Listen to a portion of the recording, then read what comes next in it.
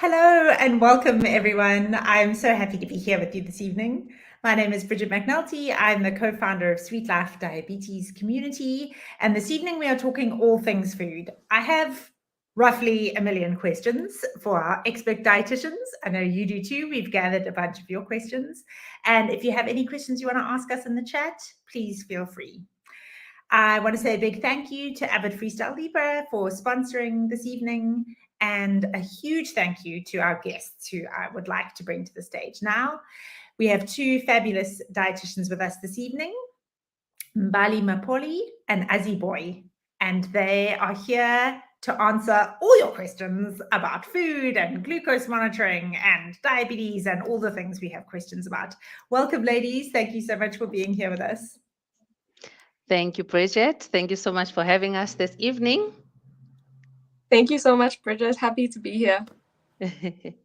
Oh, I'm so delighted. So I have a bunch of my own questions, but I also have gathered questions from the community. I'm going to try and not only ask my questions, but to start us off, could you kind of give us a bit of framing about, we're talking specifically about sensor technology this evening, right? And how that can help diabetes. How have you found the data from sensor technology like the Freestyle Libre and other systems? How have you found it useful in helping people with diabetes decide on their eating plans? Bali, do you want to start us off? Yes. I mean, you see, I think for me, looking into my practice and just the feedback that I get from, people living with diabetes that I help manage like their sugar levels, the response, especially with the sensor technology, is always that it has made their life so convenient and easy because it's quick and easy, literally from pricking your finger all the time. Now on the go, they can literally just tap and be able to see how their sugar levels, and then that has helped a lot in many of them in terms of controlling their just making sure that they know if is it high, is it low, or like sometimes if especially because we live in busy times, so you see that because it's such a convenient way of testing sugar levels, then there's not that fatigue of, oh, and now I have to test my sugar levels, that on the go capabilities that the sensor technology provides. So I'll say more than anything, it has improved their quality of life. Many of my clients, it has improved their quality of life. Yeah, I'll give that a hear here. It's improved my quality of life immensely. And Azzy, how has it affected your practice? It's definitely made people aware and understand the relationship with food and how it affects their blood sugars. I think it's one of those things that, especially with clients who are living with diabetes, type 2 diabetes, and who use the sensing technology, who are insulin dependent, it's made them realize just how important it is to focus on diet and dietary habits in terms of managing the blood sugar levels. And for some, it feels like a love-hate relationship because it's, I know what I ate, I know why it's high. I've really just tried to make sure that they understand that it's not supposed to be the food police. It's there to help you understand your food better, your eating patterns, and making sure that it's also going to assist in terms of blood sugar control to prevent the further complications. It's definitely interesting. It's so funny. Yeah, and it's so funny how it can. The first time I tried the Libre was many years ago, and I was in a rough stage of life. I had young kids. My glasses are giving me weird feedback. I had young kids, and I remember, when you're just desperate for something you shouldn't eat, and when you're finger sticking, you can kind of get away with it. And then I had a sensor on, and I saw the spike, and I was like, oh, well, I don't know how I feel about this. Like, it makes everything so visible. But I think one of the key things that we often forget as people with diabetes, because we focus so much on numbers, because that's kind of how we were trained, is that food makes you feel a certain way, right? And so if you're feeling better, that's actually what we should be focusing on more than only what the number is. So let's dive into our questions. Dipua wanted to know, why am I always hungry? What should I eat? And this is actually a very common question. We get this a lot in our community of people just saying, I'm hungry all the time. It doesn't matter what I eat, I'm hungry. What's going on here? Yeah. I mean, if I can take that question, Bridget. Please, yeah. Majority of the time, it comes from there's this obviously because of, once I've eaten something, it's going to spike my sugar levels. There's often that unspoken anxiety around eating meals. Mm. You feel full. We've suddenly Oh, lost. I saw. No, you're back. Then often when we feel when they feel full, then they will be like, oh, I shouldn't be feeling full. It means my sugar levels are going to go high. So to help with that of the question of why am I always hungry, I think we can really back into basics and just encourage, and say that it's important to at least eat 3 meals a day. That's your baseline. At least you are nourishing in those 3 meals a day. And then snacks in between are also important to help control your sugar levels steadily, not too low, not too high. So also balanced meals. And I know dietitians are known for using the word balanced, but really what it means is that a meal has got different components in terms of your carbohydrates, protein, and fat, and vegetables. So it's what I like to call a nourishing plate. So if our meals are nourishing plates, whether it's leftovers, instead of just having whatever scraps of rice and gravy, let the lunch leftovers be exactly the same as dinner in terms of, the proportions of the plate. And if we then do that, then you see that your feelings of hunger and that restrictiveness somewhat gets lesser and lesser. So it's just about looking into food and healing that relationship with food and that tendency of that disordered eating, that I don't want to be too full because it's really, like directly linked to my sugar levels. So that's what I would say. I would say just the nourishing part, the feeding part is what helps, so that you don't constantly feel like, I'm hungry. As for example, breakfast, instead of just grabbing a bowl of cereal and eating it on the go, you want to take those 15 minutes and sit down, enjoy that bowl of porridge, high fiber porridge or high fiber cereal or toast with egg and avo, and sit down and be present in the moment. Add a fruit if you can, then that's going to last you longer throughout the day. I mean, for those couple of hours, and then you're going to nourish again and nourish again and nourish again. Nourish is such a lovely word, actually. It's not something that we hear a lot when it comes to food, which is strange because that's exactly what food should be about. And I love that you said also healing the relationship we have with food, because I think a lot of the time when we're newly diagnosed, and I definitely speak for myself, there's so much stress around what you eat, and it feels like you're following a strict guidelines for what goes on your plate, and it's so divorced from oh, this is delicious, or oh, this makes me feel well, or oh, that satisfies me. So I really like that approach towards healing. There's some questions coming in that I'm going to throw at you from our community, and I also have some very exciting news for everyone watching. I know we have a bunch of new people. So I'm Bridget McNulty from Sweet Life Diabetes Community. I have 2 expert dietitians with us this evening, Mbali Mapoli and Azzy Boy. And we are asking them all your questions that you sent in when you RSVP'd, and also the questions that you're asking live. And 2 of the best questions are going to win a copy of the Type 1 and Type 2 Diabetes Handbook by Vicky De Beer, Kath McGaw, and Prof. David Siegel. I am going to be selecting them live at the end of this evening. So please ask your questions and you could win. I'm going to throw a difficult one at you guys to start with from Michael. He says, interesting, you recommend at least 3 meals a day plus snacks. I eat twice a day and no snacks with intermittent fasting. Is this wrong? Who would like to take the intermittent fasting question? Hey? Oh, I mean, Azzy, I wouldn't. I love this question. Azzy, take it. I'll take it away. I think, with intermittent fasting, it's an interesting one because there are benefits to it, but it's always specific to every individual. You can't generalize it across the population. So if we're looking at the general benefits in terms of weight loss, that is one of those. In terms of some people have seen in terms of aging, there might be potential benefits as well if we look at the research.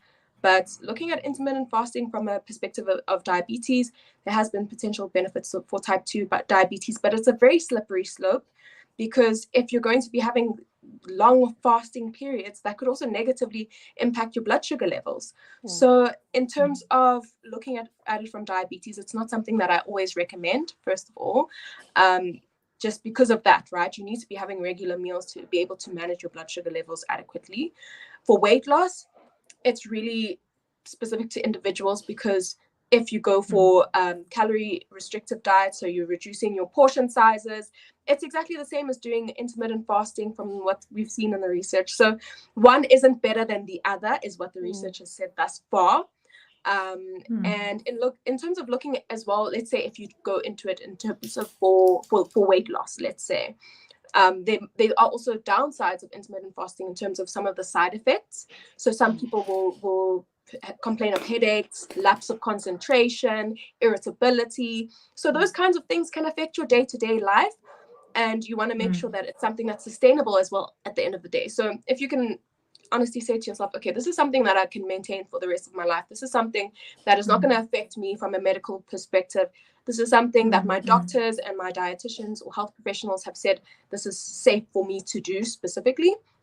Then it is something that you can do with all of the information yourself. But at the end of the day, you just have to make that informed decision yourself, because it really is one of those diets that can very much have certain negative effects.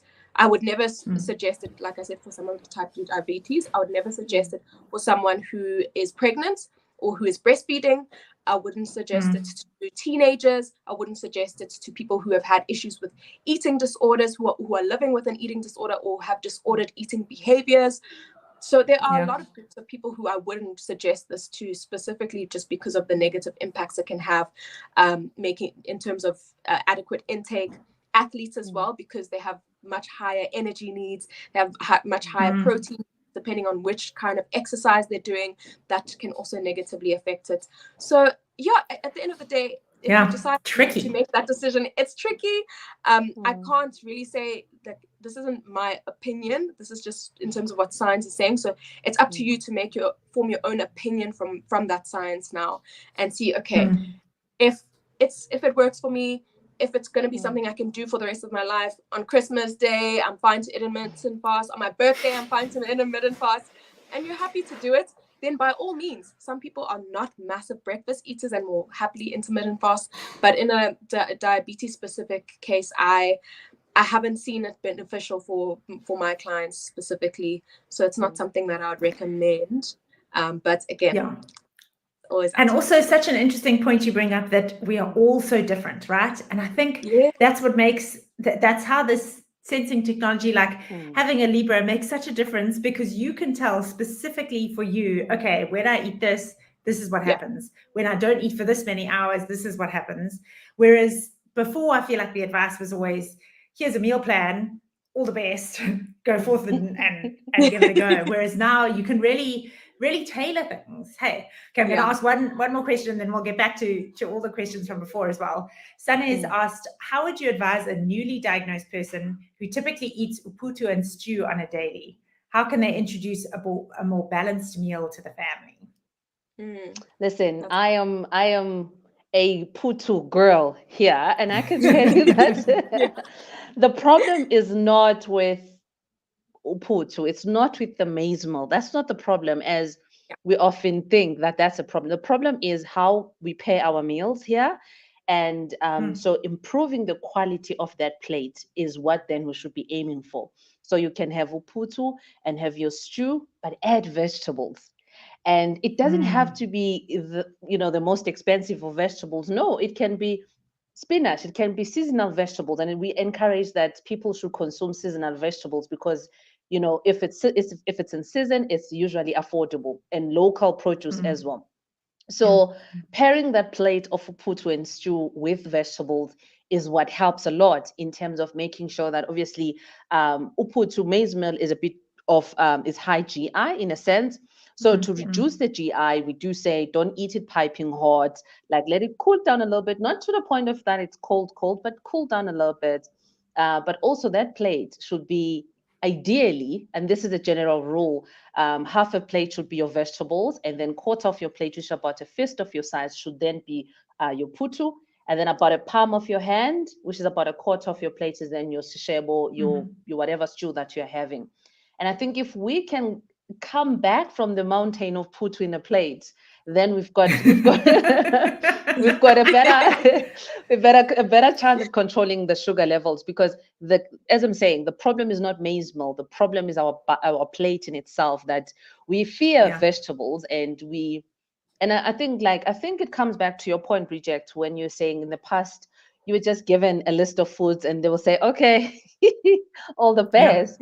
But now we can, but now as dietitians, really we can tailor those meal plans into your specific preferences, into your socioeconomic status, into your food preferences, into obviously also your this is where your sensors come in, your sugar levels. We look into the pattern. I love technology, because it allows us, that as dietitians, that we can literally track your sugar levels every day, connect it, like for example Freestyle Libre, you can connect it as a healthcare professional, that I am able to view my my clients' sugar control in real time. So all of that then comes into play. Then when you go to see your dietitian, then you bring your reports and say, oh, if they've got reports on their side, then you're able to track, and we'll say, okay, let's shift this and move this. Maybe let's do this with food. But my point is, uputu and stew can be part of your diet if our plates are of better quality.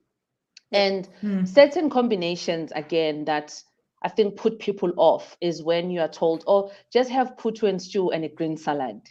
That is not culturally appropriate. No, even I know that doesn't go.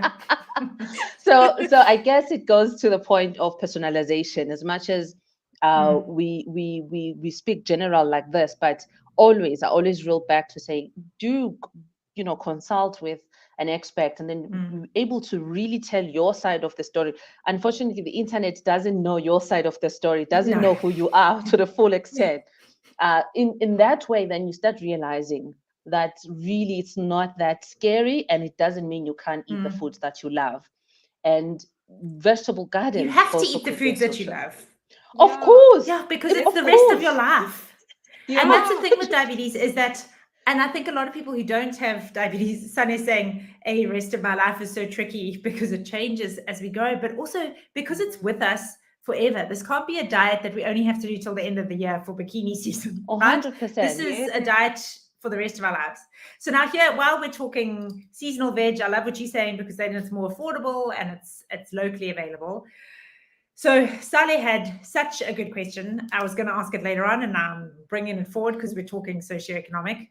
How does a poor diabetic child control their glucose levels if they only have porridge, peanut butter, and bread every day? And this is a question we get in a lot of different varieties, where people are saying, love that you're telling me to eat half a plate of green vegetables. Don't know how I'm supposed to afford that. So then what do we say? What have you got? I think maybe I can... you can come in. Yeah, you can also add as well. Just from working in rural setting, because I worked, we have to do internships as healthcare professionals. So I did an internship in a rural town in Ngobo in the Eastern Cape, and being able to control blood sugar levels is already a challenge outside of the socioeconomic factors as well.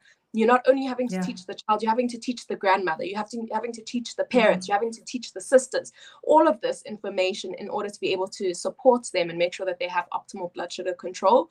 So there are a lot of different moving factors that come into play. When it comes to diet itself, there are specific grants available, at least. So that does assist in terms of more consistent supply, like a child grant, but it is not enough. If we're being honest about the state of the food and the groceries at the moment, it is not enough. It wasn't enough 5 years back. It's not enough now. So definitely something, I think Mbali and I can both attest to this, is gardening, vegetable gardening. I did a lot of work with the OT who assisted in showing people how to create vegetable gardens from home, with the minimal space that they have even if it's just start off with a few bottles. It's 2-liter bottle of Coke. How can we make that into something that's a starter of something you can grow? Or a wheel, using the inside of a wheel to create a vegetable garden, so that it's something that even if you don't have the space, you can still create a sustainable source of nutrition, sustainable source of vegetables. That's something that's easy to do, something that doesn't require that much added cost. The cost of seeds is actually very low. So just teaching people how to actually plant and cultivate the seeds for the crops to actually grow is something that then gives them a consistent supply of nutrition. So that's definitely something that's recommended. The vegetable gardening, also being more mindful in terms of, how can we add more with what we have? What are the most cost-effective fruits? What are the most cost-effective veg? Even if it means there's only 2 fruits in the house for the week at the most, even 1 at the most, that there's that consistent supply, and that is prioritized. And then, of course, making sure that the other staples are also there. Yeah. Great. I love that idea of a vegetable garden and a tire. Gosh, I'd never heard about that before. I'd heard about the 2-liter bottle, but the tire is genius, because that also means you can keep feeding that soil. It's not that you have to have a whole big garden, because if your soil is rubbish, I live by the beach, my soil is rubbish, but I could do a small amount. So now let's add, we had so many questions from before, and we have so many from the community this evening. So I'm trying to balance them. Liesl wanted to know how to eat low carb on a vegetarian diet, which I have not heard an answer to that before. So either of you offering an answer would be very, very welcome. I will answer that. I think the start would be to choose non-starchy vegetables, because we know that nutritionally those tend to be quite low in carb. Unfortunately, maybe unfortunately, using that word is a bit much, but the challenge is that already on a vegetarian diet, your legumes they will have protein, but they still heavily carbohydrates in terms of the nutritional composition.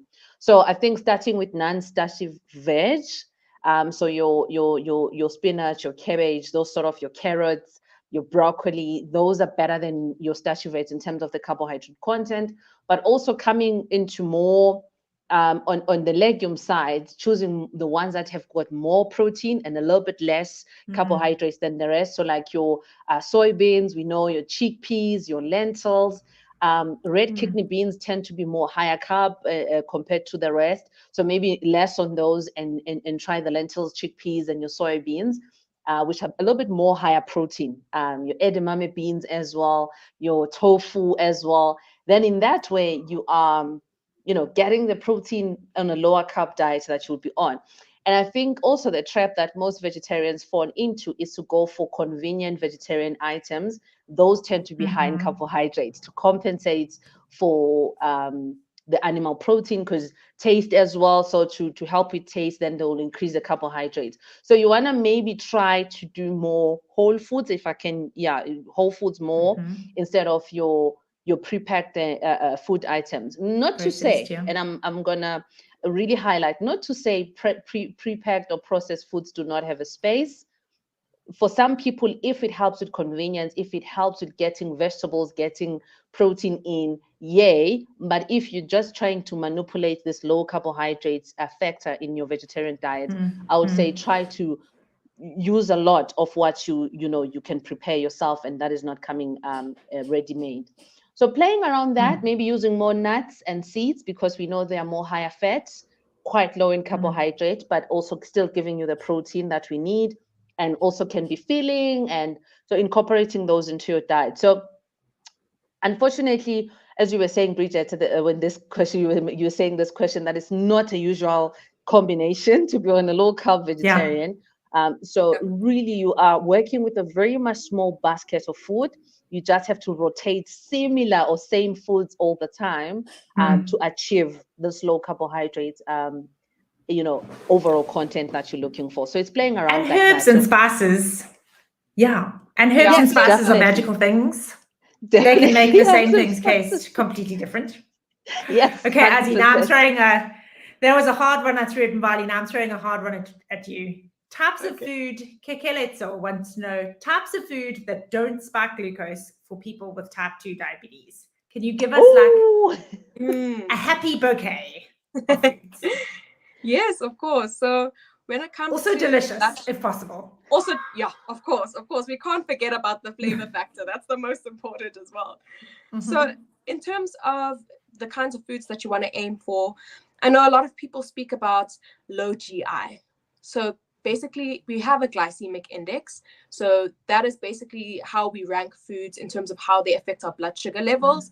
So our low GI foods will have a slow release of energy. Intermediate to high GI will have a quicker release of energy, which is what causes the spikes that we speak about. So you want to aim for the foods that are going to slow that release. So that's your healthy fats. That is your lean proteins. That's going to lead to a slower release of energy in your meal. When you're looking at the types of carbs, you also want to focus on your slower release carbs.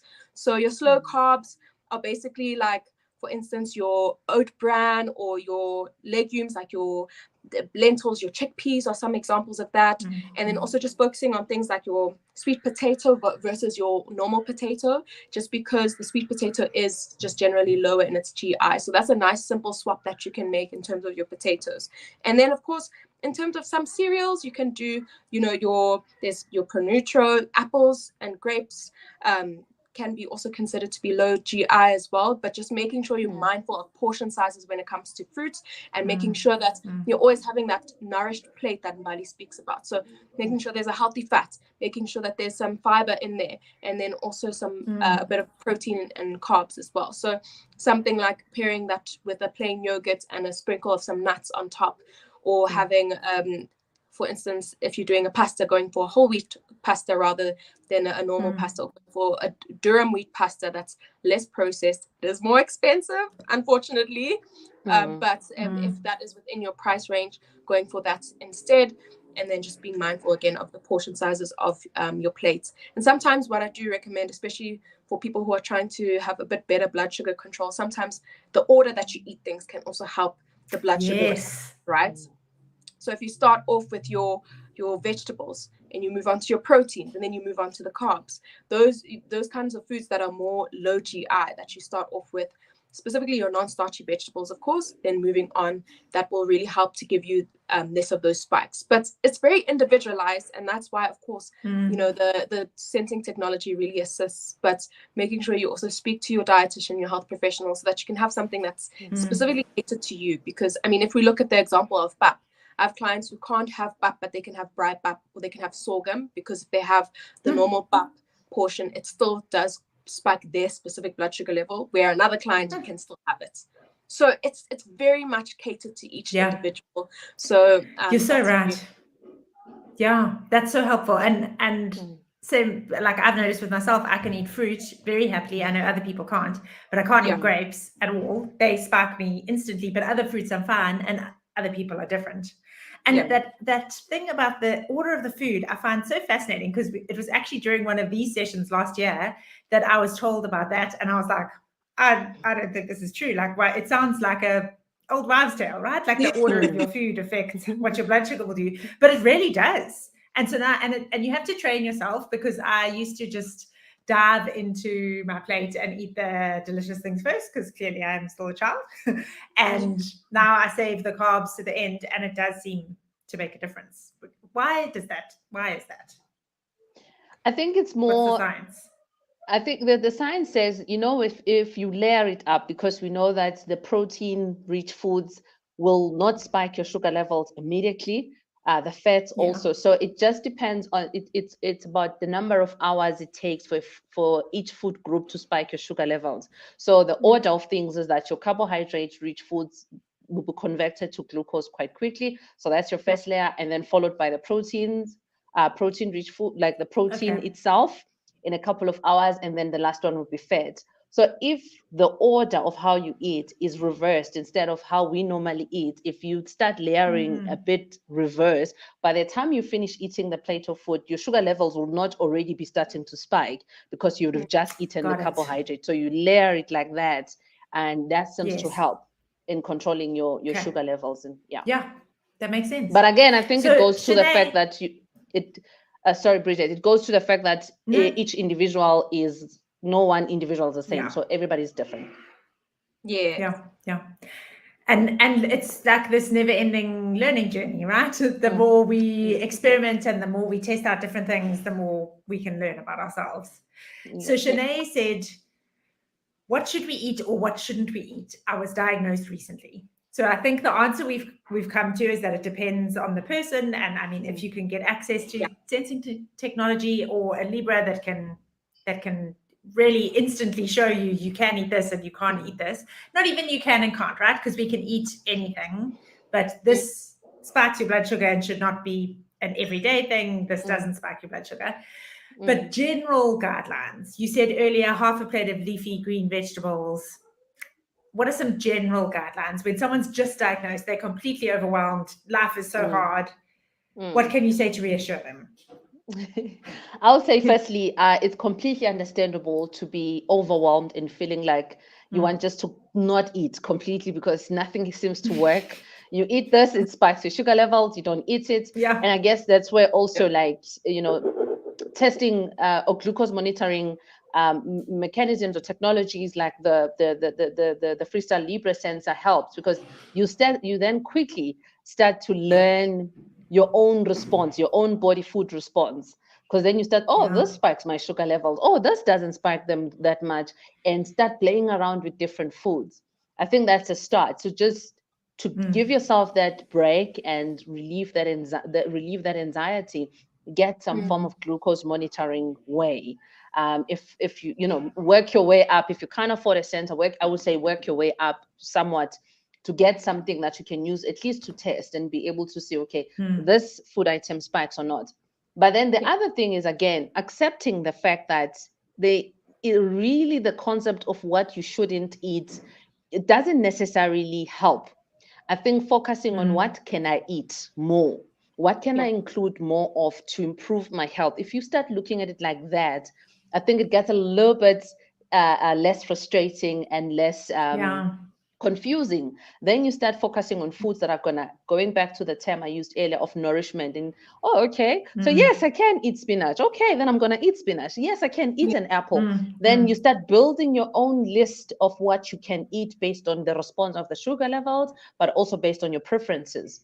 And then also, I'm going back to the very first question when we were talking about 3 meals a day and snacks in between. Look into your day and do better meal planning and snack planning, and be prepared, because we know you're going to be hungry at some point during the day. So having some form of a plan of this is what I'm going to have as my main meals, this is what I'm going to have as snacks. Have those foods handy so that when it's your time to eat or you're hungry, then you're gonna eat. So those small things, I think they look small, but they're actually small steps that are gonna have a big impact, because now you know, if I eat this, it spikes my sugar levels. If I eat this, they stabilize.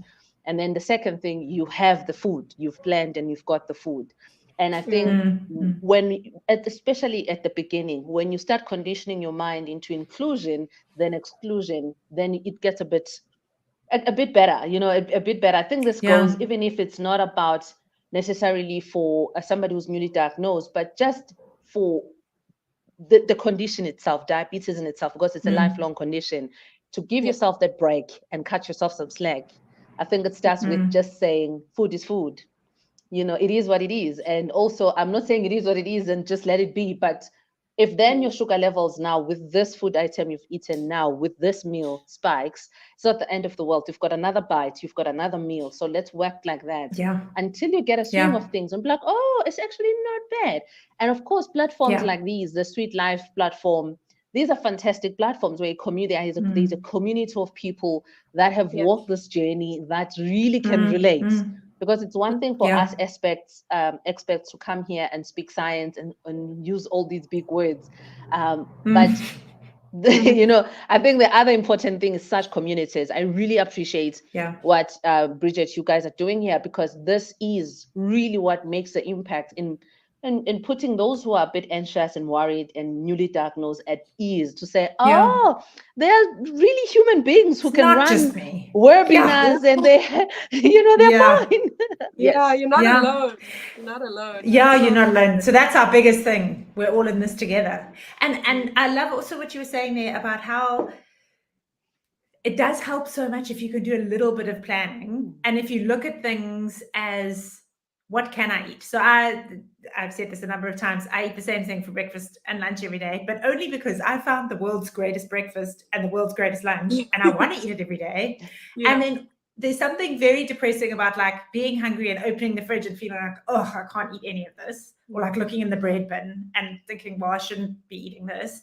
Whereas if you've got something delicious that is also good for your blood sugar that's already there, then it takes all that heartache out of it.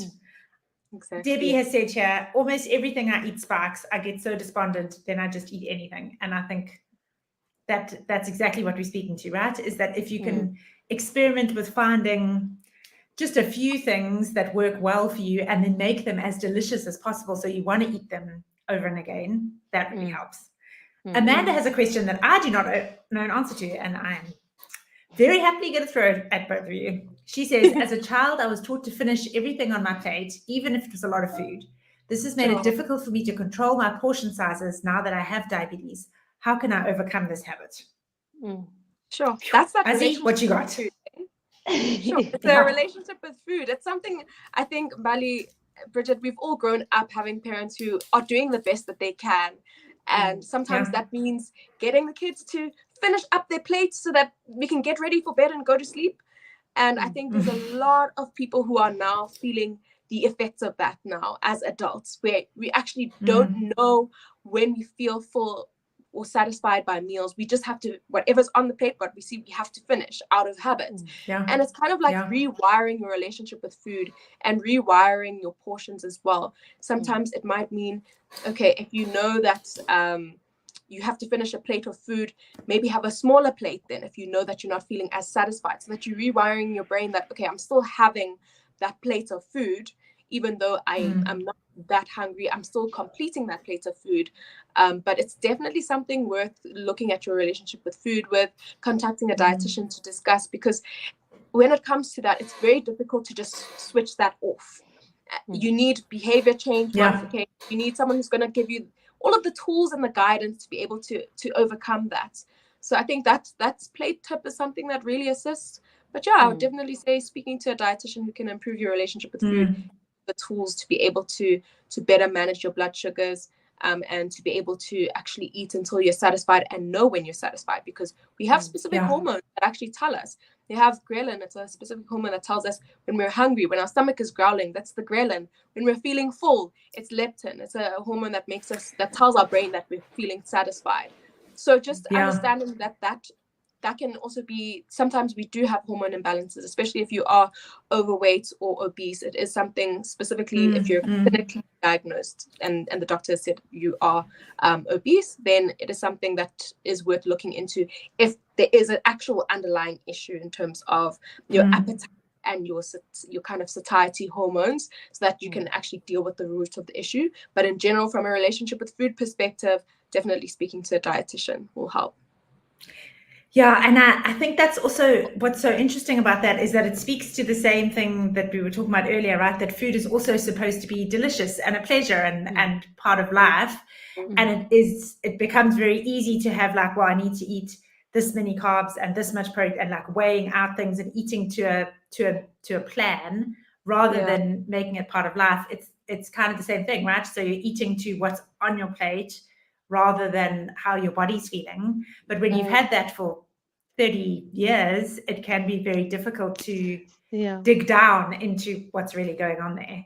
I want to Debbie also would remind. like to know. Yeah, go. I wanted to say also, you have to remind yourself that it's now your money buying that food. It's not your. It's your grocery money. That's true. It's your you money can throw now. Your money in the bin. I mean, or pack it and put it in the fridge and eat it later. I think that's a better route. I love me a leftover. We never have leftovers because I have a very hungry 9-year-old son who will eat anything on earth. And anytime there's any chance for a leftover, I'm like squirreling it away on the side so he can't see, because then it improves your next day. Oh, Cordina said, now all I want to know is what the world's greatest breakfast and the world's greatest lunch are. So yes, me too. Personal opinion. We're on the quest to find it. Yeah. So I make plain yogurt, but I make homemade yogurt, which is amazing. But I used to just have plain homemade yogurt with nuts, and then Nomu sugar-free hot chocolate turns it into chocolate yogurt, and it's like paradise. Or every so often I can get super cheap blueberries. Blueberries were like 10 Rand a punnet last week, and then I was having blueberries and nuts and plain yogurt, and I felt like I was a queen. And then for lunch, I have avo and chopped cucumber, feta, and then either a nachi or chopped strawberries. It's delicious. So it's like a salad, but without any of the boring leaves. And so I feel like I'm getting all the good stuff. And then it's sweet and salty and crunchy and creamy. It's like got it all. But I've tried to get other people to eat it, and I don't know that anyone else thinks it's as wonderful as I do. I would manage. Yeah, I think it sounds nice. Sounds nice. It's not going to get in any magazines, but I'll take it. So it's good that it's not on any magazine, so that not everybody eats it. It's for special people. Royalty. It's niche. It's a niche. Yeah. It's very niche. I'm also so I can do that. We once did a poll on our Facebook page. If you had to choose between wearing the same clothes every day or eating the same food every day, eating the same lunch every day or wearing the same outfit every day, what would you choose? And it was like a 50-50 split. So I could never wear the same clothes every day. But never. I would never wear the same clothes, but same lunch as well. Not dirty clothes, but Steve Jobs. Steve Jobs wore the same outfit every day. Not my vibe. I mean, so did Barack Obama. So maybe if you want to be a powerful man, wear the same outfit every day. Anyway, I'm losing track. There's so many questions. Charlene says this is a good one. My 5-year-old diagnosed at 18 months has become a picky eater. Any tips to get him excited about food again? That's hard. Sure.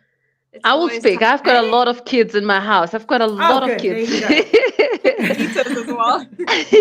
And what has worked, and of course, when now obviously these diabetes involved, it may differ a little bit, because there is also that they're starting to ask questions. Why can't I have that? And you are explaining it's because there's. So I think what helps is get them involved. Get them involved from the buying, if possible, on the weekend, and you're going to do your quick. Don't take them to the whole mall. No. Aim for taking them to a shop where you buy your vegetables, so that it's quick and easy. Yeah. And once they start to touch and they feel and they smell vegetables, they will shock you.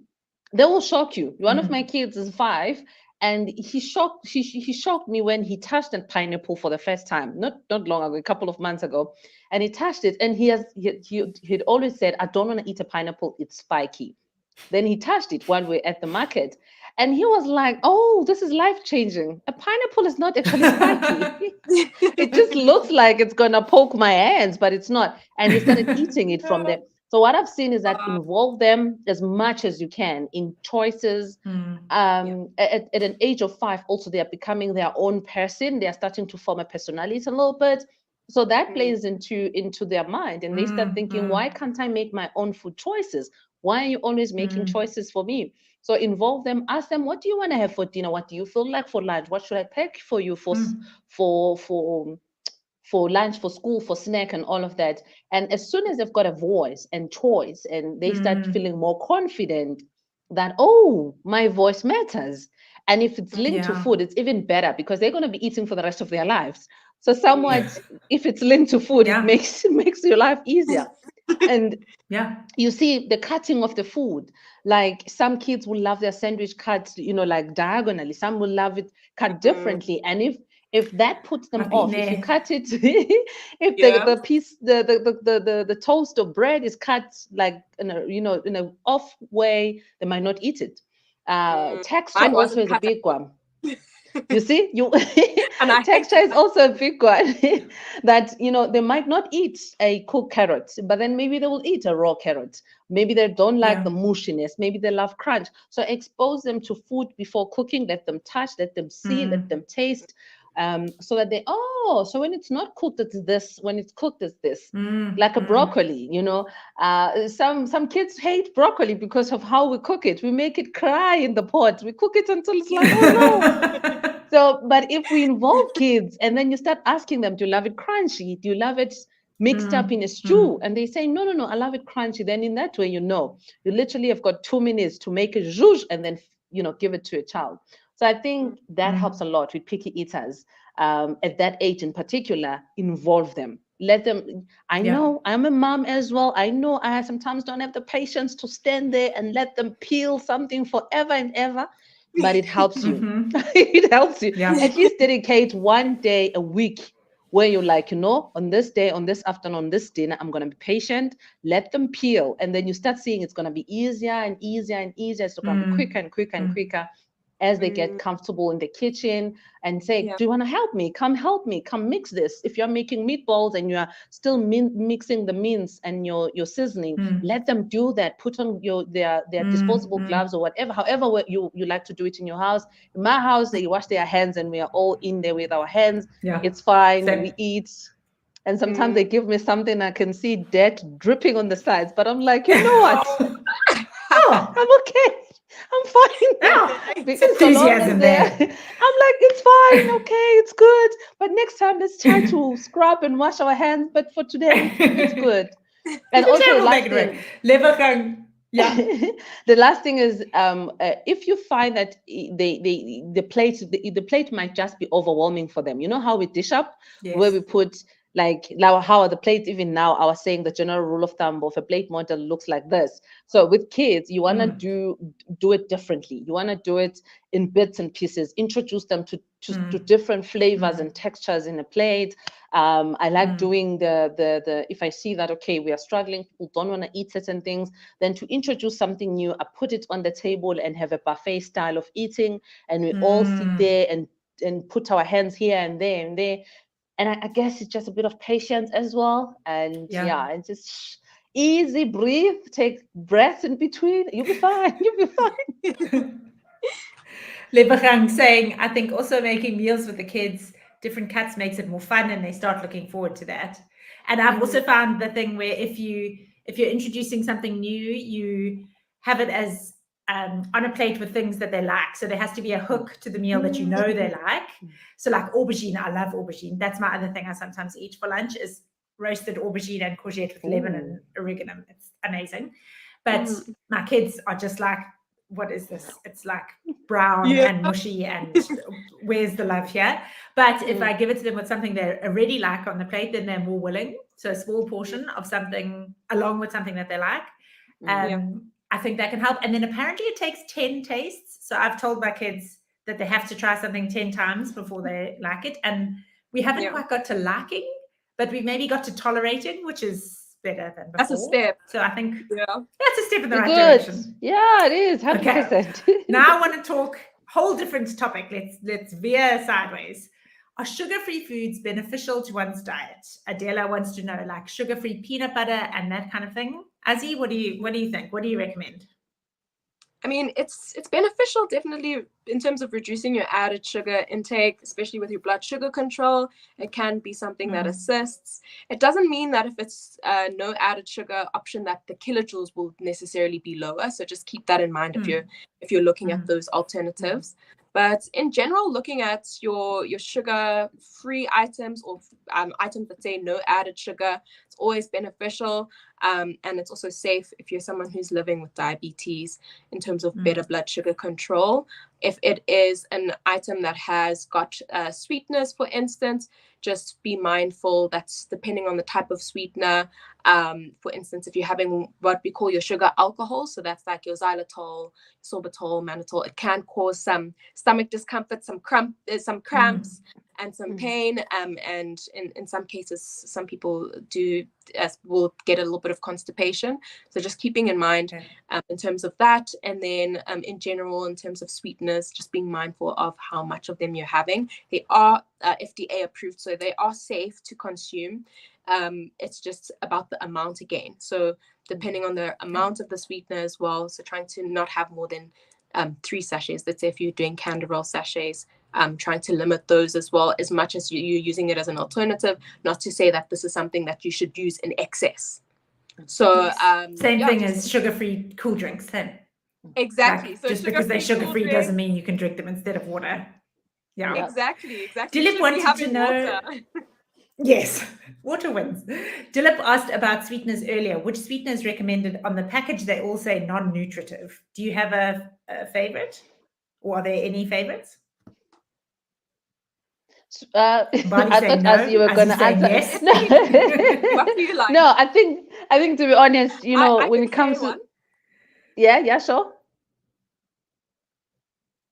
I think it just depends on what you're doing. Are you baking? Are you adding it into your tea or Okay. coffee? Because they have different sweetness intensities. So your erythritol is a little bit lighter, but it works quite well with baking. It's just that it doesn't have the same sweetness intensity. Xylitol can be quite nice as well. But again, I find sometimes with your aspartame and the xylitol, sometimes it can be quite strong. So just find which one suits you best, and then just be mindful of the portion. Okay. Sunny had a question earlier that I meant to ask, and then we got sidetracked. And I think it's such a good one. And I'm going to try and pronounce it right, guys. And I'm not going to do well. She says, ladies, is there a place we can get this detail in our other South African languages to make it easier for Ogogo Ekaya? Great question. Oh, you did, Bridget. I'm proud of you. That is nice. I did well. I'm from Durban. Yeah. I'm from Durban, so I should be able to do like 2 words. Like Ugogo, Ekaya. I mean, yeah, sure. Yeah, You know what? I'm so good. 100%. And I think this is something that I haven't consulted Azi on, but I'm sure we can, all of this information, put it briefly on even if it's an infographic or a flyer or put something that you can share with the community. Or a podcast episode. Or a podcast, 100%. Yeah. My Zulu though, my Zulu is a bit deep. My Zulu is deep. Zulu is very deep. My Xhosa is not as deep. So we can but find definitely a middle ground. It is something that we've both at different times of our career in the past couple of years have said, you know what, Azi has done wonderful infographics really in vernac, which is nice in the past. So yeah, it's definitely something that we can do, but we need government also to commission people like us, so that at least when we're doing everything, we are able to still, feed our kids and that, but it's something that we're passionate about. So definitely doing it. Yeah. In the next coming months or so, we'll do it. Yeah. I think we've got some information on our Sweet Life website in isiZulu and isiXhosa and in Afrikaans. And we're hoping to develop a chatbot next year that would have different languages. But I think the depth of dietary advice is super exciting to be able to offer people in their own language, because then there's such a human connection, right? When you're being spoken to in the language that you actually speak. Sorry, Bridget, I was about to say every Wednesday I do a community radio station in KZN, and I do it in isiZulu. And it's such a breath of fresh air for myself as well, because I think as much as in English, I feel I'm doing an impact, but when you are able to do it in your own language, and for the fact that every word you are saying can touch our gogo, our mkhulu, then it's landing on everybody. It's not only for those who've got the English background, but it's for everyone. So definitely it's something that whatever you want to do, we are here to support you on that. Right. What time and what radio station? So it's on Wednesday it's Wednesday on Newcastle FM in the morning. I think it's around 8 in the morning. Okay. There you go, Sunny. Okay, we had two more questions that I wanted to line up. The questions have been fantastic, guys. This is your last chance for our community. We have 2 copies of the Type 1 and Type 2 Diabetes Handbook to give away for the best questions, but the questions have been very good so far. So keep it up. I want to know, Chesney wants to know, how do I best lose weight to better my blood sugar control? Weight loss tips. It's so hard. I think we can split this one, Bali. I'll do a few, you do a few. Let's do it together. So definitely the weight loss portion control is a very important aspect of that. So if you can get that right, how we've mentioned it before, the nourishing plate, it really helps. Weight loss, also lifestyle factors. I'll go more into the lifestyle, then I'll let Mbali speak more on the diet. So getting enough sleep is very important. When you don't get enough sleep in terms of your appetites and fullness hormones, they're not actually in line, and you're not able to actually feel satisfied. Exactly. And don't you find yourself craving more sugary things? And you crave carbs. I crave salty carbs when I'm sleep deprived. Yeah. Yes. Fascinating. So our body actually craves more carbs. Yeah, I'm a salty carb person as well. I crave them when Yeah. I slept as well. So it's completely just part of how our bodies how our bodies work. So just making sure that you're getting enough sleep, you're moving your body at least 150 to 300 minutes is what the World Health Organization says. Types of exercise as well, trying to do variety, keeping it simple. If walking is something that works for you, if it means 15 minutes to get from point A to point B and then 15 minutes later in the afternoon. If it means you do 3 times a week, 20 minutes of some strength training using your body weight, or if you have access to weights, anything that's going to build up muscle as well is very important. You want to make sure when you're losing weight, you're losing more fat mass than muscle mass, and you're maintaining your muscle and actually even increasing it. And then that actually helps supporting your weight. You actually burn more energy at rest when you have more muscle. So increasing your muscle also helps with us. So trying to do anything that works, anything you have access to. I mean, there's people who I knew even using 5 liters of water, using tires, anything that's going to help increase your muscle mass and that you have access to. You don't need to have a gym membership at all. It's not necessary. If that's what works for you, then that's perfect. And then, of course, from the aspect of drinking enough water as well, that's important. From a hydration perspective, water is not a meal. It will give you the feeling of a little bit of fullness, but it's not going to satisfy you, so you still need to eat. So keeping that in mind as well. But yeah, Mbali, maybe if you want to go into the diet stuff. I will say that, thank you. Those lifestyle are fantastic. But also eat. You have to eat. You have to eat to lose weight. You have to nourish, because a lot of adults, the biggest problem that is pushing us to cravings as well is nutrient deficiencies. And this is in the world of urbanization and all of that. Adults are really malnourished in a sense of having those nutrient deficiencies. So you have to nourish. You have to make sure that you're feeding. And coffee is not a meal. Coffee is not a meal. I'm going to repeat louder there. So for the people wake up. Wake up, nourish, easy, mindfulness. I'm going to use that term, but be more present in your meals. Take time. People say, I don't have time. I'm busy working. I'm sure even if you were to tell your boss that I had to take that 15 minutes because I was eating, I mean, if they say you shouldn't, then that's a problem. The work environment is not supportive of your health in any way, but you should have those moments of pausing to nourish, to eat. And I think if we look at food like that as its means of feeding our body, feeding our cells, feeding our tissues, feeding our organs, then we will eat. And that's going to be also where we get a variety of different foods that are going to help us stay fuller for longer. Your protein, lean protein, vegetables, all of that variety of foods will help us stay full for longer. And then essentially you start reducing your cravings. And then that is also helping you control your calories, because essentially body fat gain is about calories. I'm not going to minimize it to that, but it comes down to that there's excess of calories. So to help with that, nourishing helps a lot. So, and hydrating. And then you're not falling off the wagon because you're starving, because you're actually eating food that you enjoy and that nourishes you.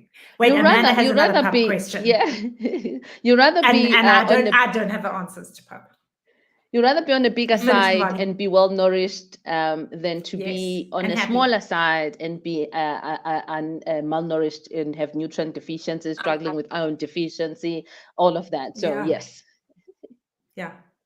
Okay, Amanda wants to know, not sure if this was covered before I joined. Is it true that pap doesn't spike when it's cool or cold? Can I have uputu and amasi, or is that just me being naughty? I mean, these are foods we grew up with. I'd like to indulge every now and again, especially when going home. I mean, it's the especially when going home that gets me. So guys, can you just give us the pap guidelines? You said earlier portion control is very important. So else? when it comes to pap, there has not intensive research, but there has been clinical observations that show that when the pap is a little bit cooler, the GI is lower. I'm not talking about hard rock solid cold. No. If you're ever told you need to eat it hard rock cold, then no, because that's not enjoyable. Even I know that's right. No, it has to be. Because I think it came from the fact that there's this culture, not even not an official culture thing, but we love eating our food very hot and fast. So letting it cool down a bit helps to lower the GI. But I think on that point, portion is and the quality of the plate is what's more important, because I feel like once we start having those restrictions about, oh, you should eat up cold, but we don't have the same restrictions with rice, I have a problem with that, because why then should there be those restrictions? But otherwise, when the person who asked the question says, especially when they go home, they want to indulge now and then, that hurts me, because it means we've been told that you need to only eat those foods you grew up with once in a while. They can be part of your day-to-day diet. They can be part of it. There's nothing wrong with them. What needs improvement is how we pair our food, and that goes for rice, that goes for mashed potato, and that goes for pap. So there's nothing really. There's nothing to see there on pap. It is maize meal. It's fortified with vitamins and minerals. And it's high energy, but just like any other high energy carbohydrate source, basically. And I don't think we should feel ashamed to be saying I love pap. We shouldn't feel ashamed. My version of pap is putu, because I grew up in KZN, and the big thing is putu. I would eat putu. Growing up, we ate putu every day, because it was just how things were. But I'm not saying that now we should, but a variety, of course, helps. But if you find yourself in a position where you're at home, or even in here, wherever you are in the city, and you want to eat putu, it should be okay, so long as we go back to the basics of what we're talking about. Variety, vegetables, making sure that you've got colorful plates, portion control, sleeping, drinking water, all of those things. Then we start realizing that this whole thing is bigger than pap alone. It's different things. Yeah, and I love that you said, Vali, that it's also about you can't say kind of put pap in one bracket without the other starches. Yeah, because it's true. With rice, also, if you let the rice cool down completely, the types of starches also change and make it low GI. So I mean, it's really, at the end of the day, it's about doing what works for you and incorporating a diet that works for your lifestyle, that suits your own preferences as well, cultural preferences, how you grew up, and that it must be enjoyable. And that makes you happy. It should be something that makes you happy. Exactly. Yeah. And then also, if you're eating, as you said earlier, if we're looking at the order of food, so if you're eating your spinach first, and then your stew, and then your pap, then it's going to have cooled down a little anyway, because you've had hot vegetables. You can have the vegetables as hot as you want them. Exactly. Thank you both so much. This has been fascinating. We're going to have to do it again, because there are still so many questions, and we didn't even get through the questions that I wanted to get through. But so helpful to have such a grounded perspective, and also to recognize that we're all different, and what works for one person might not work for another person. And the more you can find out what works for you, the better. Big thanks to Abbott Freestyle Libre for bringing us together today and starting this conversation about how sensing technology and food relate to each other, because I had never thought of it before. And then I have written down a bunch of names. No one can see my eyes. I'm using my pen because these are all the good comments. Thank you. There are so many good ones. The first one is Sane Mazabuko. Please DM us your delivery details. We will be sending you a book. And the next one is Charlene Dunn. Please DM us your details, and we will send you a copy of the Type 1 and Type 2 Diabetes Handbook by Vicky De Beer, Kath McGaw, and Prof. David Seagull. And I have just lost my guest. Sorry. I wanted to say another thank you. There we go. Thank you so much, Mbali. Thank you so much, Azzy. I really, really appreciate your time. You were fantastic, and I am so grateful to you for sharing your expertise with us. Thank you. Thank you. Thank you, everyone, for joining us. Thank you so much for having us. It was so fun. Thank you. Have a lovely evening, everyone.